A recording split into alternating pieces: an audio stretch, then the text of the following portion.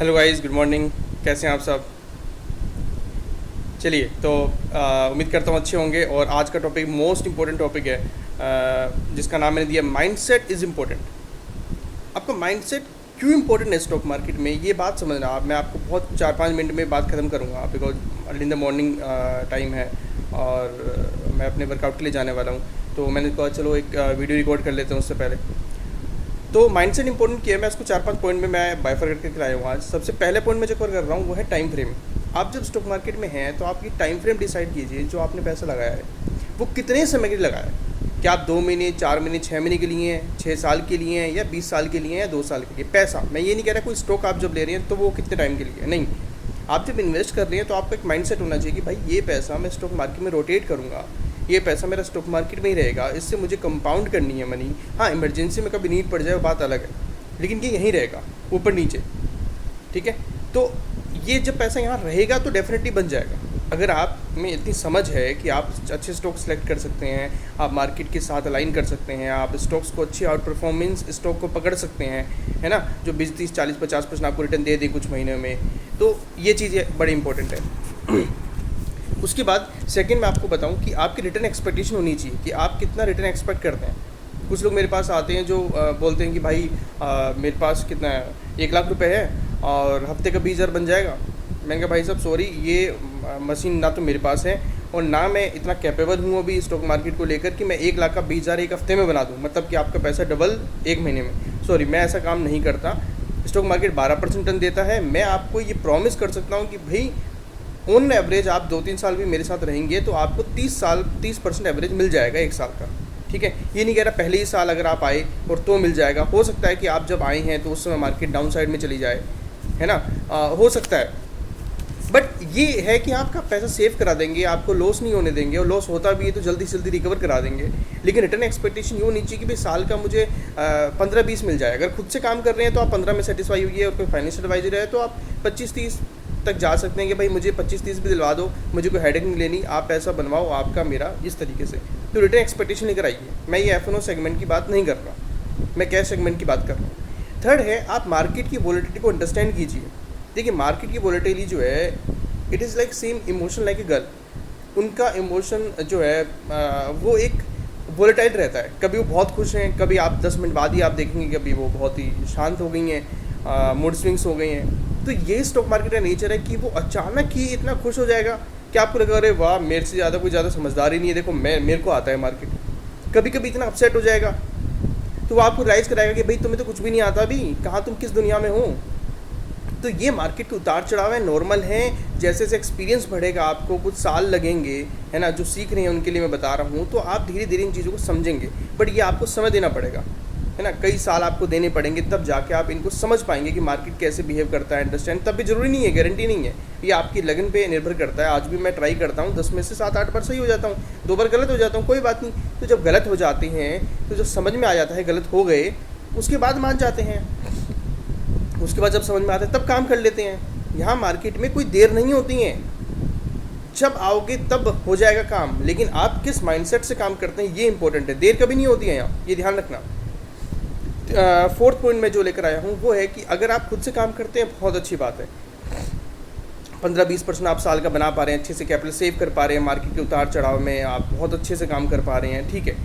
लेकिन अगर नहीं तो आप फाइनेंशियल एडवाइज़र कोई हायर करते हैं, आप उनसे बात कीजिए। अदरवाइज आप म्यूचुअल फंड में कीजिए, आपको म्यूचुअल फंड 12-13% आपका बना देगा साल में एवरेज, है ना। नहीं तो आप फाइनेंशियल एडवाइजर से हायर करते हैं, आप उससे बात करते रहिए। आप उससे बात करेंगे तो क्या होगा, आपके बीच में कम्युनिकेशन होगा, है, आप एक दूसरे के माइंडसेट को समझ पाएंगे। जैसे मेरे लिए माइंडसेट बड़ा इंपॉर्टेंट है। अगर मेरे और सामने वाले के बीच का माइंडसेट नहीं मिल रहा तो मैं कभी भी उन अपॉर्चुनिटीज़ को ले नहीं पाता जो मुझे दिखाई देती हैं, क्योंकि मैं उसके माइंडसेट को समझता हूँ। क्या वो जल्दी घबरा जाता है सामने वाला, क्या वो 10-15% की रिटर्न में खुश हो जाता है, या 10-15% नीचे जब जाता है स्टॉक तो घबरा जाता है। ये मैं कैश सेगमेंट की बात कर रहा हूँ। सेम F&O सेगमेंट, अगर कोई मुझे ऐसा लगता है कि भाई ये बहुत जल्दी घबरा जाता है या बहुत जल्दी इसमें वो आ जाती है, रिस्क एपेटाइट नहीं है, तो मैं उस प्रकार के स्टॉक्स ही नहीं लेता उनके साथ, है, अपॉर्चुनिटी नहीं, मैं काम ही नहीं करता उनके साथ। सोचता हूँ कि भाई ठीक है पैसा कम बने लेकिन शांति रहे, क्योंकि मैं जो है स्टॉक मार्केट में बिलीव करता हूँ कि सबसे ज़्यादा पैसा बनता है आप जितना शांत रहोगे, जितना आप फोकस रहोगे, कन्विक्शन को फॉलो करोगे, चाहे वो देर सवेर आएगी लेकिन पैसा बन जाएगा, लेकिन जिनको लगे हाथ ही चाहिए, तो माइंडसेट बड़ा इंपॉर्टेंट है। जब भी मेरे कोई साथ आता है तो मैं हमेशा यही सोचता हूँ कि भाई 6 महीने देखते हैं क्या माइंडसेट रहता है। अगर हमारे बीच अच्छी कम्युनिकेशन है, वो मुझे 2-3 सुझाव देते हैं, उनके हिसाब से मुझे लगता है कि हाँ ये सुझाव लेने लायक हैं, तो ठीक है, तो उनके माइंडसेट के हिसाब से मैं देख लेता हूँ। क्योंकि आप देखो किसी को अपना माइंडसेट थोप नहीं सकते, है ना। अब जो मेरे को लगता है कि भाई मैं अपॉर्चुनिटी जब बोलता हूँ वो पैसा लगाते हैं, मैं देखता हूँ किस प्रकार के रिस्क एपेटाइट है और कितना मेरे साथ कम्युनिकेट करते हैं, कितना मेरे से ऑनेस्ट है, ये सब इंपॉर्टेंट रहती हैं दूसरे के लिए, सेम उनके लिए भी इंपॉर्टेंट होगा। तो इन चीज़ों पे ध्यान दें, आप उनसे बात करें कि किस तरीके से हम काम कर सकते हैं बेटर, क्या लगता है, ठीक है। जैसे मैं अपने कई बार एडवाइज़र जो मुझसे बात करते रहते हैं, जो मेरे इन्वेस्टर हैं, मैं उनसे कई बार पूछता हूँ कि कोई सजेशन हो तो आप मुझे बताना। अगर मुझे लगता है कि ठीक है मेरी ट्रेडिंग स्टाइल में आता है तो ठीक है, नहीं तो मैं समझ आता हूँ उनका माइंड से डिफरेंट है, शायद हम एक दूसरे के साथ काम नहीं कर सकते, या वो उस अप्रोच में मैं काम नहीं कर सकता, है ना। एंड लास्ट पॉइंट है कि मार्केट के उतार चढ़ाव नॉर्मल है भाई, इसको आप लेकर इतना इमोशन मत हो। ये मार्केट है, आपने जितना देखा, अगर आप 6 महीने 1 साल 2 साल से आए भी हैं तो ये बहुत नॉर्मल है। अभी जैसे जैसे हम आगे बढ़ेंगे इससे बड़े उतार चढ़ाव आएंगे, और आपको हर दिन लगेगा जब मार्केट ग्रीन होगा आपको लगेगा अरे देखो बहुत बढ़िया है, मैं तो पैसा लगा दूंगा सारा। जब रेड होगा तो आपको लगेगा नीचे चला जाएगा, डूब जाएगा, पता नहीं क्या हो जाएगा।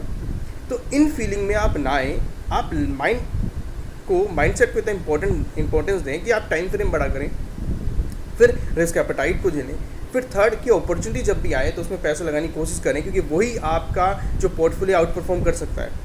क्योंकि यहाँ पर काफ़ी लोग कहते हैं डोंट टाइम द मार्केट, मैं इसके साथ ये भी कहता हूँ don't time the market but do timing in the market.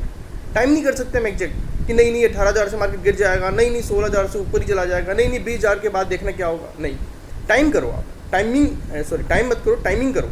कहाँ जाकर आपको लगता है कि हाँ यार ये स्टॉक सेल कर देना चाहिए, कहाँ जाकर बाई करना स्टार्ट करो, कहाँ जाकर आपको लगता है मार्केट अब थोड़ा दिक्कत करेगा। अगर आपने उसके ऊपर नीचे आगे पीछे ही पकड़ लिया, ठीक है, 1000 पॉइंट इधर उधर। पैसा बनाना इंपॉर्टेंट है, अमीर बनना इंपॉर्टेंट है, वेल्दी बनना इंपॉर्टेंट है। ये इंपॉर्टेंट नहीं है कि आपने 10 लाख रुपए लगाया और आपको 10 लाख रुपए 6 महीने में बन जाए, नहीं। वही अगर 10 लाख रुपए 3 साल में बनते हैं, 2 साल में बनते हैं, ठीक है। जो 6 महीने में कमाना चाहेंगे 10 लाख से, उनका जीरो हो जाएगा पैसा। और जो 10 लाख से कोशिश करेंगे भाई 3 साल में, 2.5 साल में, हमारा पैसा 3 साल में भी 10 लाख हो जाए, हम खुश हैं। आप समझे। तो माइंडसेट बड़ा इंपॉर्टेंट है। अपने रिस्क रिटर्न को, एक्सपेक्टेशन को आप रीजनेबल बनाइए, टाइम फ्रेम डिसाइड कीजिए, वोलेटाइल को इतना ध्यान मत दीजिए। फाइनेंशियल एडवाइजर है तो उससे बात करते रहिए, देखिए वो क्या समझता है, वो क्या चाहता है आपसे, आप क्या चाहते हैं उनसे, दोनों अलाइन कीजिए एक दूसरे को, ठीक है। अगर उनको समझ में आएगा या आपको समझ में आएगा, ठीक है, उस तरीके से आगे बढ़िए, ठीक है। चलिए आज के लिए बहुत बहुत शुक्रिया आपका इतना समय दिया, and thank you so much. कुछ समझ में आया हो, अच्छा लगा हो तो कुछ कमेंट कर दीजिएगा, और लाइक या शेयर कर दीजिएगा, दूसरे के सब्सक्राइब कर दीजिए चैनल, एंड जय श्री राम।